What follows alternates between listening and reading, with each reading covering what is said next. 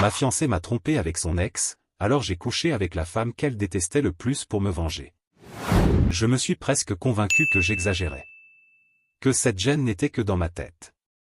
Mais il arrive un moment où l'on ne peut plus ignorer les signes, même quand on aime. Et quand j'ai enfin rassemblé les pièces du puzzle. Non seulement j'ai découvert ce qu'elle cachait, mais j'ai aussi décidé de lui montrer de quoi j'étais capable. Je travaille dans une grande institution financière aux États-Unis, sans vouloir me vanter, ma carrière se porte très bien avec un énorme potentiel d'évolution. Et tout cela à seulement 32 ans. Lors d'une conférence à laquelle j'ai assisté il y a environ 6 ans, j'ai discuté avec la femme assise à côté de moi et le courant est immédiatement passé. Quelques mois plus tard, nous avons commencé à sortir ensemble et nous ne nous sommes plus quittés. Elle a fêté ses 30 ans il y a quelques jours. Mais avec la façon dont les choses se sont terminées, il n'y avait vraiment aucune raison de l'appeler, ni de lui souhaiter un joyeux anniversaire. En fait, c'est le jour de ses 29 ans que je lui ai fait ma demande en mariage. Elle a dit oui, tout de suite. Aujourd'hui, je repense à ce jour avec un petit sourire. C'était l'un des plus beaux jours de ma vie et je suis sûr que ça l'était aussi pour elle. Mais tout ça s'est effondré. L'image a mal vieilli, comme du lait oublié hors du frigo. Quoi qu'il en soit, je l'ai demandé en mariage, elle a accepté, et nous étions officiellement fiancés. Des jours heureux, non? Je ne sais pas si je suis le seul à avoir vécu ça, mais quand une femme ne se sent pas à l'aise pour parler de ses expériences intimes avec ses amis, il peut arriver qu'elle choisisse de se confier à vous. Ça m'est arrivé dans 2 relations, dont celle-ci. La plupart des hommes, je pense, n'ont pas envie d'entendre encore et encore les histoires sur tous les types avec qui leur copine, fiancée ou épouse a couché. Et moi non plus, je n'ai jamais raconté de détails sur mes ex à qui que ce soit. Bref, elle m'a raconté pas mal de choses avant que je lui dise que je préférais qu'elle arrête. Mais à ce moment-là, j'en savais déjà trop sur son ex le plus récent. Je pense que c'est normal d'entendre quelques anecdotes au début d'une relation, mais je n'avais pas besoin de connaître les détails intimes. Le mec s'appelait Chris. Leur relation était toxique, mais bien sûr, il était incroyable au lit. On avait déjà couché ensemble à ce moment-là et je me demandais si j'étais à la hauteur. Peut-être avec un peu moins de « moments heureux » pour moi, si vous voyez ce que je veux dire. D'après elle, ce qui la retenait dans cette relation toxique, c'était justement le sexe. Je dois admettre que c'était un drapeau rouge, mais elle était plus jeune et donc plus naïve. Alors j'ai laissé passer. Ces infos sont importantes pour ce qui va suivre. Dans les premiers mois de notre relation, j'ai beaucoup entendu parler de Chris. Mais au fil du temps, plus rien. J'en ai conclu qu'elle était passée à autre chose et ça m'allait très bien. Après environ 2 ans ensemble, elle ne le mentionnait même plus. Son nom avait disparu de son vocabulaire. Avançons maintenant à la période après les fiançailles. Sandy, ma fiancée, et moi avions commencé à organiser le mariage. Nous venons tous les deux de familles plutôt aisées. Personnellement, je ne dirais pas que j'ai grandi dans une maison riche, mais on m'a souvent dit que j'étais un peu déconnecté de la réalité, alors j'accepte que ma vision soit peut-être biaisée. Quoi qu'il en soit, nos parents respectifs voulaient quelque chose de grandiose. Moi, une petite cérémonie avec nos proches me suffisait, pas besoin d'inviter des oncles et tantes que je n'ai pas vus depuis l'enfance. Mais tout le monde, y compris Sandy, voulait un truc spectaculaire. Alors j'ai cédé et je les ai laissés faire comme bon leur semblait. C'est là que les choses deviennent intéressantes. À l'époque, c'était le début de mon enfer personnel. Aujourd'hui, je prends ça avec plus de recul. On cherchait un lieu pour la cérémonie et tout le monde voulait quelque chose de magnifique, une plage privée, une église médiévale, un bâtiment historique, etc. Moi, j'étais prêt à me contenter d'une simple salle de réception en ville. Mais on m'a dit que je manquais de vision. Alors je les ai laissés choisir. J'ai dit que je ne m'angoisserais pas pour un truc dont je me fichais un peu. Sandy m'a alors dit qu'elle allait visiter 3 lieux avec une amie. Parfait. Rien à redire. Elle était déjà allée goûter des buffets et essayer des robes avec ses copines, donc ce n'était qu'une étape de plus. À la fin de la journée, elle m'a dit qu'elle avait visité plusieurs endroits et qu'elle avait eu un coup de cœur pour une vieille église. Elle comptait y retourner quelques jours plus tard avec la même amie pour confirmer son ressenti. J'ai approuvé, car une fois de plus, le lieu m'importait peu. Quelques jours plus tard, elles y sont retournées et ont décidé que ce serait l'endroit parfait. Nous avons réservé la date et avions 30 jours pour verser la compte. Le lieu était donc choisi. Les semaines suivantes se sont déroulées sans accroc. Les préparatifs du mariage avançaient tranquillement. Nous n'avions pas encore dépensé énormément d'argent. Et aujourd'hui, avec le recul, je me considère chanceux vu ce qui s'est passé ensuite. Tout a changé en une seule journée. Sandy est allée ouvrir la porte pour réceptionner un colis. Elle a laissé son téléphone sur le comptoir de la cuisine. J'étais juste à côté. L'écran s'est allumé avec une notification. Chris, t'es là, mon cœur. J'ai été extrêmement tenté de fouiller dans ses messages, mais elle est revenue en quelques secondes, avec le colis qu'elle venait de recevoir. Je n'étais pas sûr à 100% que c'était le même Chris, mais, s'il s'agissait d'un autre Chris qui l'appelait « mon cœur », ce serait presque pire. Ça ne pouvait être que son ex.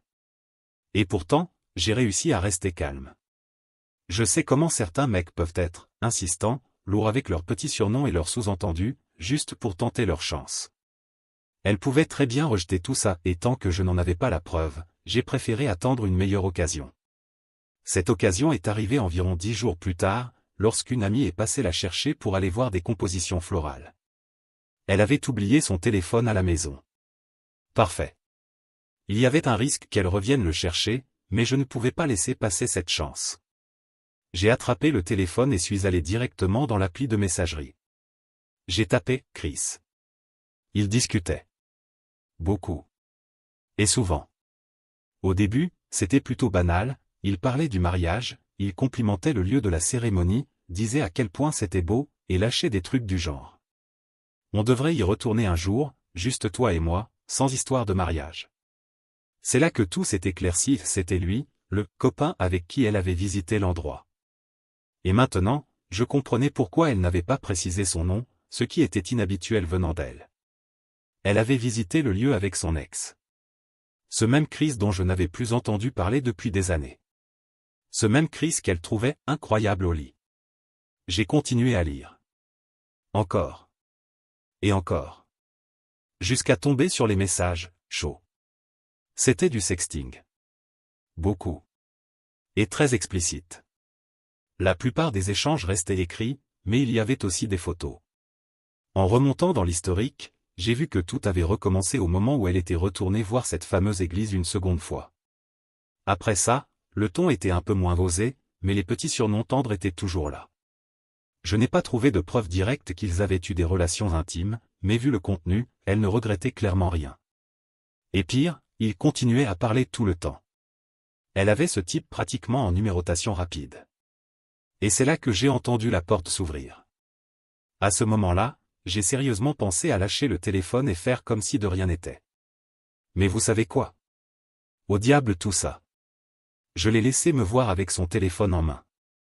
Quand nos regards se sont croisés, ses yeux se sont écarquillés. Elle a presque couru vers moi, un ton nerveux et faussement léger. « Qu'est-ce que tu fais ?» Quand elle s'est rapprochée et a vu la conversation avec Chris affichée à l'écran, je l'ai simplement regardée, assis, en silence. Elle a essayé de parler, mais les mots restaient coincés. « Tu as fouillé dans mon téléphone ? » Sérieusement ? Oui, j'ai répondu. Elle a tenté de retourner la situation. De me faire passer pour le méchant. J'étais tellement agacé par sa réponse que j'ai éclaté de rire. Je devais avoir l'air d'un fou, car elle a même reculé d'un pas. J'ai vu la notification de ton amant, ai-je dit. Le jour où tu es allé signer pour le colis. Le message s'est affiché sur l'écran et c'est ça qui m'a poussé à vérifier. J'avais toutes les raisons du monde. Alors ne retourne pas la situation contre moi. Si ça ne tenait qu'à toi, je serais encore ce fiancé naïf, pendant que tu continuerais à me tromper avec Chris. Elle a commencé à balbutier que ce n'était pas ce que je pensais. Je sais que vous avez couché ensemble, ai-je lancé, sûr de moi. Je n'avais pas de preuves, mais c'était une certitude. Un pressentiment solide. Elle a nié immédiatement. Mais j'ai tenu bon. Arrête de mentir. Elle a nié une deuxième fois. Alors j'ai posé le téléphone sur la table et l'ai poussé vers elle. Je ne peux pas me marier avec une menteuse. C'est laquelle a fondu en larmes. Elle sanglotait, répétant. C'était qu'une seule fois. J'ai encore ri. Une seule fois ? Tu échanges des nudes, tu l'appelles par des surnoms, vous êtes en contact permanent. Et tu veux me faire croire que c'était juste une fois ? J'ai fait une erreur, mon amour. C'était une erreur. Elle essayait de me toucher. Je repoussai sa main. Et cette phrase. Elle m'a marqué. Parce qu'elle prouvait une chose, pour elle, ce n'était devenu une erreur que parce que j'avais découvert la vérité. Si je n'étais pas tombé sur ce message, elle aurait continué comme si de rien n'était à organiser le mariage avec moi, et à coucher avec son ex en parallèle. Imaginez jusqu'où tout ça aurait pu aller me donner la nausée. Je lui faisais une confiance aveugle avant ça. Et c'est par hasard que j'ai vu ce message. Ça me ronge encore aujourd'hui. Je me suis levé et suis allé directement dans la chambre. J'ai sorti sa valise de l'armoire. Elle m'a suivi. Quand elle a vu que j'y mettais ses affaires, elle a éclaté en sanglots encore plus forts. Ça me rendait fou. Elle me suppliait entre deux larmes, mais moi, j'étais déjà ailleurs. Penser que j'avais failli l'épouser était tout simplement délirant. Rends-moi la bague. Si vous aviez vu son visage à ce moment-là. C'était comme si elle avait vu un fantôme. Je crois que, à cet instant précis, elle a compris la gravité de ce qu'elle avait fait. Elle a compris qu'il y avait de vraies conséquences. Je suis resté la main tendue pendant 2 bonnes minutes. Elle a retiré la bague. L'a posée dans ma paume. Sans crier. Sans protester. Sans se débattre. Et ça, sincèrement, ça m'a soulagé. J'en avais déjà ras-le-bol à ce stade. Après avoir balancé ses affaires dans la valise à la va-vite, je la lui ai tendue et je lui ai dit de quitter ma maison. Elle est partie. Sans dire un mot. Ce soir-là, j'ai verrouillé la porte, éteint toutes les lumières, et je me suis saoulé. Le lendemain matin, je me suis réveillé avec plein d'appels manqués. Certains d'elle. D'autres de ses parents. Et même de mes parents. Évidemment, elle leur avait déjà dit que j'avais annulé le mariage. Mais je me demandais, est-ce qu'elle avait expliqué pourquoi? Probablement pas. À ce moment-là, je n'avais aucune envie de parler à qui que ce soit. Rien de ce qu'ils auraient pu dire ne changerait ce que je ressentais. Soit ils prenaient mon parti, soit ils allaient me sortir que Sandy et moi pouvions surmonter ça. Et je ne voulais entendre aucun de ces discours. Dans la journée, certaines personnes ont même frappé à la porte. Je suis resté silencieux. Elles ont fini par partir. Ce n'est que le lendemain que j'ai créé un groupe de messages avec ses parents, les miens, et les frères de Sandy. J'ai écrit un long message, racontant tout ce qui s'était passé, avec le plus de détails possible. Je me fichais que mes parents soient dans le groupe. Ou les siens.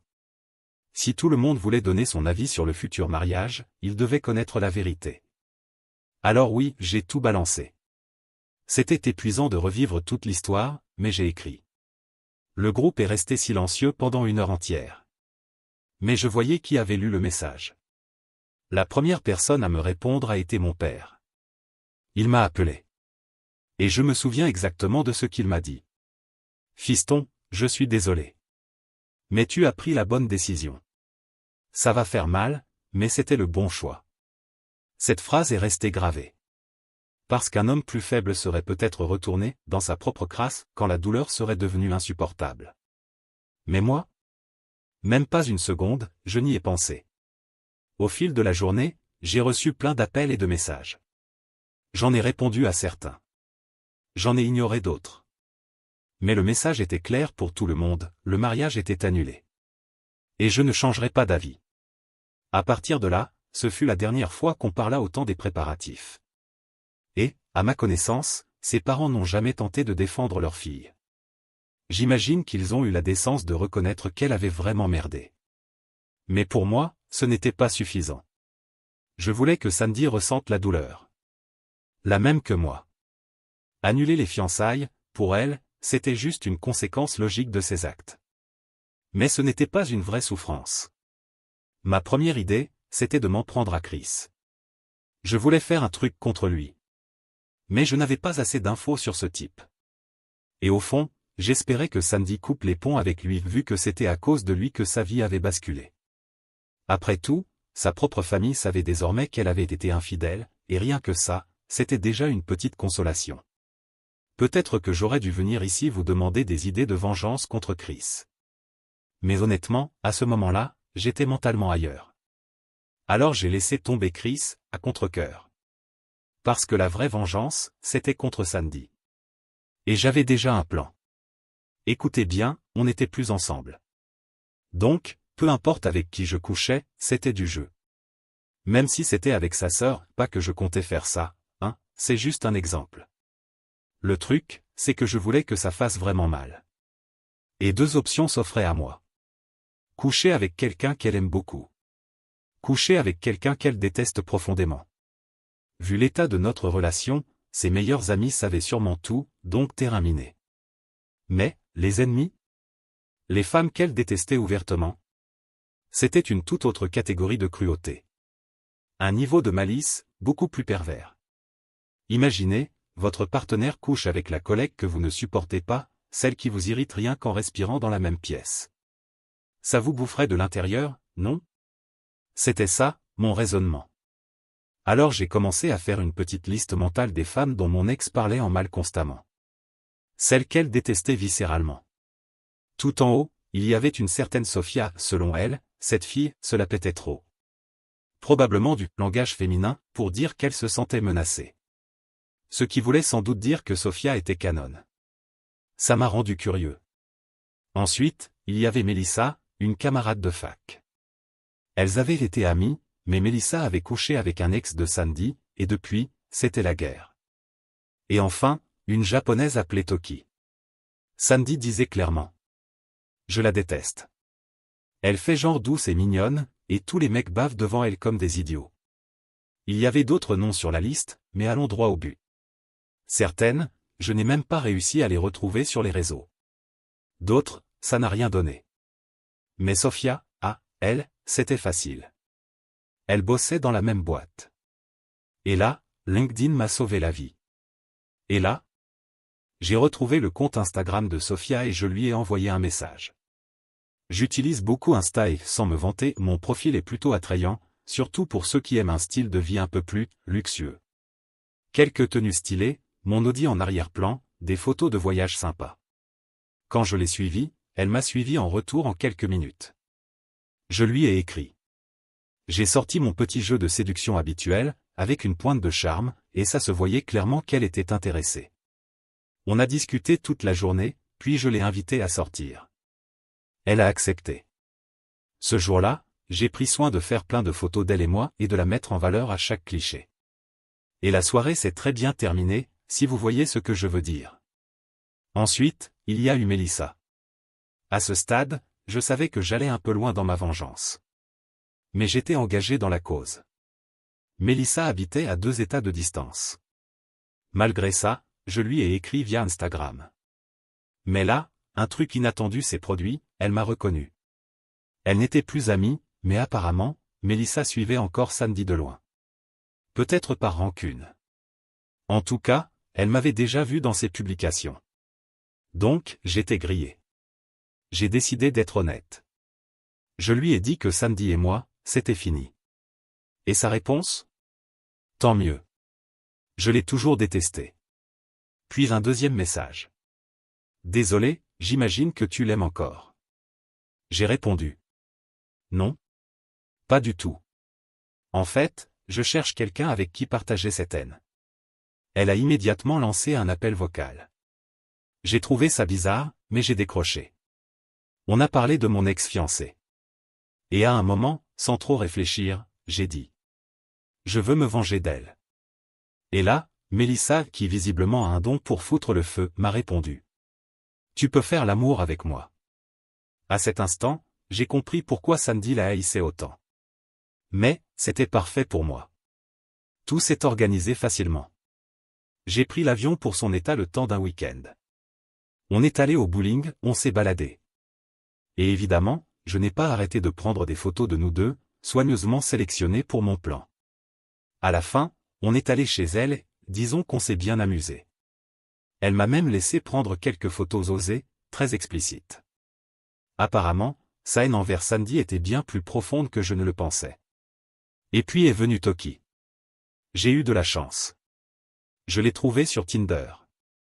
Je ne savais pas trop à quoi elle ressemblait, mais le prénom, Toki, est plutôt rare dans ma région. On a matché tout de suite. Je lui ai écrit. Elle mettait du temps à répondre, et quand je lui ai proposé un rencard, elle m'a dit qu'elle n'était pas dispo cette semaine-là. Ça a pris du temps pour conclure.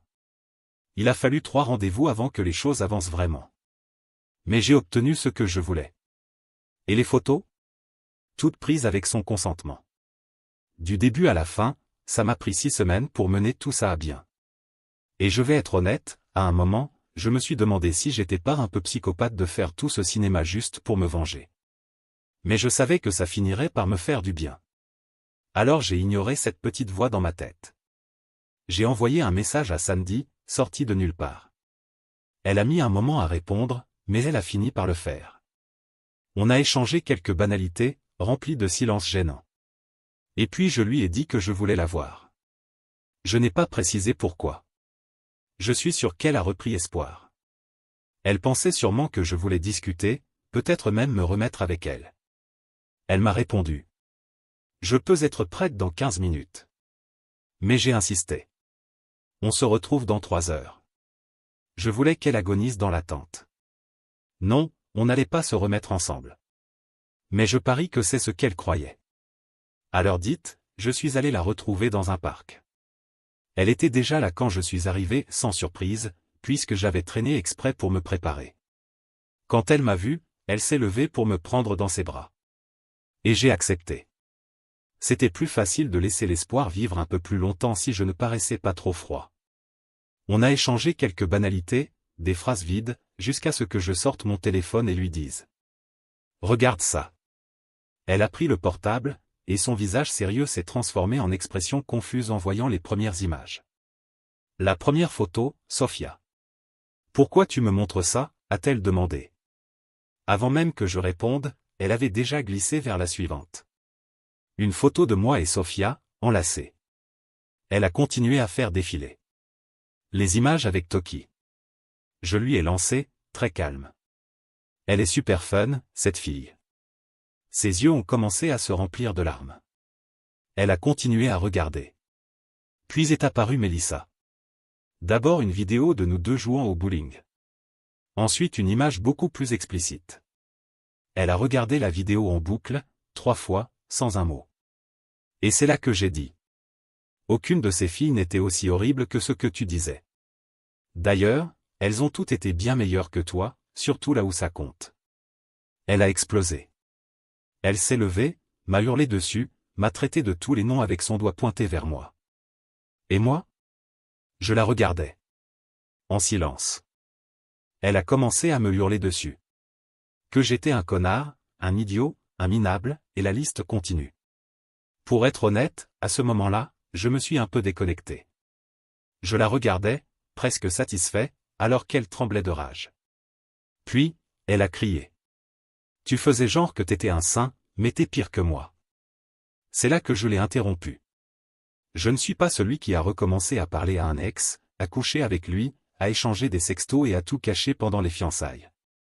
Moi, je ne suis plus fiancé. Et c'est à cause de tout ce que tu as fait. Si t'es en colère, t'as qu'à être en colère contre toi-même. J'ai dit ça calmement. Puis je me suis levé, et j'ai conclu. Honnêtement, Sandy, ce que je viens de faire, c'est simplement ce que tu méritais. Elle a recommencé à pleurer. Mais cette fois, c'était différent. Elle avait l'air vraiment brisée. Et ça m'a suffi. Voir cette expression sur son visage, c'était ma conclusion émotionnelle. À cet instant, j'ai su que j'avais fait ce qu'il fallait. Et je me suis senti libéré. Depuis ce jour, je n'ai plus jamais eu de nouvelles d'elle. Pas même le jour de son 30e anniversaire. Et franchement, je préfère que ça reste ainsi. Je ne sais pas si cette histoire servira de conseil à quelqu'un, mais je vais quand même dire une chose. Il n'existe aucune femme 100% immunisée contre la trahison. Je pensais que ma fiancée l'était. J'avais tort. Si vous pouvez signer un contrat prénuptial, faites-le. J'ai eu la chance de découvrir la vérité avant le mariage. Et pour finir, voici mon dernier message. Restez toujours attentif. Si vous ressentez qu'il y a un problème, vérifiez le téléphone. Surtout si vous avez des raisons valables de vous méfier. Car vivre avec quelqu'un qui détruit votre confiance en silence, ça ne vaut pas le coup. Moi, j'ai réussi à m'en sortir. Et pour toi, qui lis cette histoire, que tu sois jeune ou plus âgé, J'espère sincèrement que tu y arriveras aussi. Commentaire Monsieur Reddit. Certains hommes encaissent, pardonnent, et passent à autre chose. D'autres reconstruisent leur dignité en exposant chaque cicatrice de la trahison. Lui? Il a transformé sa douleur en revanche chirurgicale. Et quand il a planté le dernier clou dans le cercueil émotionnel de son ex, il l'a regardé s'écrouler sans ciller. Sandy n'aura jamais son conte de fées.